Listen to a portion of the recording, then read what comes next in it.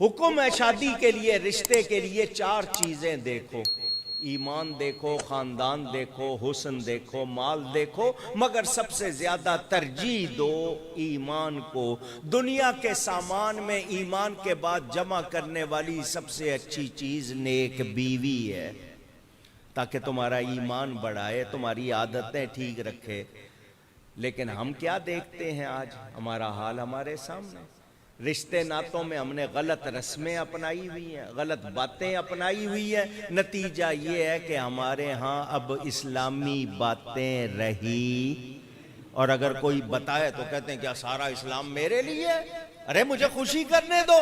تو خوشی کرنے سے کوئی منع نہیں کر رہا، مگر خوشی وہ کرو جو جائز ہے اور صحیح ہے۔ کیونکہ آپ کے ہی معاشرے میں وہ لوگ ہیں جن کو میلاد مناتے ہوئے غریب کی بیٹی یاد آتی ہے، 11ویں مناتے ہوئے غریب کی بیٹی یاد آتی ہے، شادیاں کرتے ہوئے غریب کی بیٹی یاد۔ وہ غریب کی بیٹی بھی بڑی سیانی ہے، وہ کہتی ہے میں نے شادی کرنی ہے تو میلاد کے پیسے سے کرنی ہے۔ عجیب ماحول بنایا ہوا ہے۔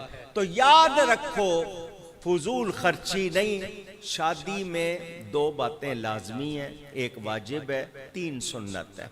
لازمی کیا ہے؟ ایجاب و قبول، لڑکی اجازت دے، لڑکا قبول کر لے، اور یہ کام ہو 2 گواہوں کے سامنے۔ ایجاب و قبول اور 2 گواہ، یہ دونوں چیزیں لازمی ہیں۔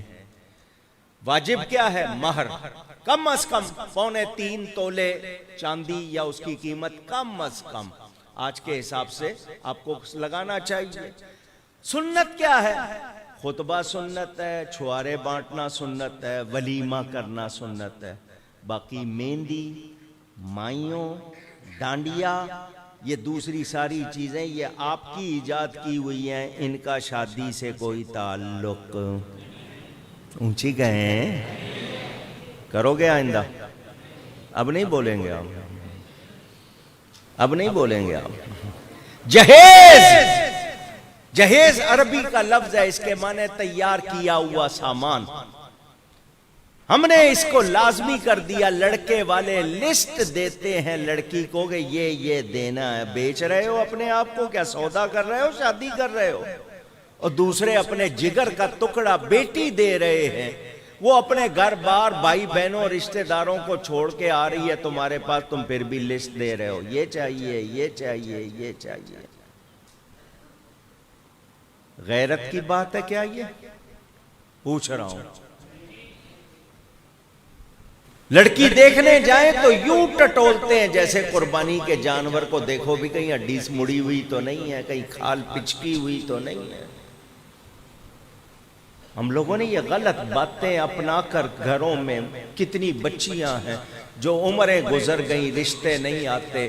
آپ سامان دینے والا سجا کے رکھتے ہو کہ جناب جہیز کا سامان دکھاؤ، نمائش کرو، تو جن کے پاس نہیں ہے ان کے کلیجے پہ کیا ہوتا ہوگا؟ کبھی سوچا؟ پھر شادی کی تقریب میں آپ، مسلم شریف میں حدیث موجود ہے، ولیمے کا وہ کھانا سب سے برا جس میں امیر رشتہ داروں کو بلایا جائے، غریب رشتہ داروں کو نہ بلایا جائے، اس کو بے عزت طعام، برا کھانا کہا گیا۔ کھانا بچ جائے گا تو یتیم خانے بھیج دو، مدرسے بھیج دو۔ ویسے جناب آپ کے ہاں جو کچھ ہو رہا ہے وہ بھی آپ دیکھ رہے ہیں۔ مجھے بتائیں یہ فضول خرچی ہے یا نہیں؟ یہ دکھاوا ہے یا نہیں ہے؟ اللہ نے دیا تحدیث نعمت کے طور پر، ضرور کریں، مگر خیال رکھیں کہ ہم شریعت کے دائرے سے باہر نہ نکلیں۔ وہ بیوی آئی ہے، آپ کی خادمہ بن کے نہیں آئی ہے، ملازمہ بن کے نہیں آئی ہے۔ نہیں جی میں تو صرف اس لیے لایا ہوں کہ گھر بھر کی خدمت کرے، نہیں، وہ جوڑ ہے تمہارا۔ جس طرح تمہارے حقوق ہیں اس کے بھی حقوق ہیں۔ شادی کس نیت سے کرنی چاہیے؟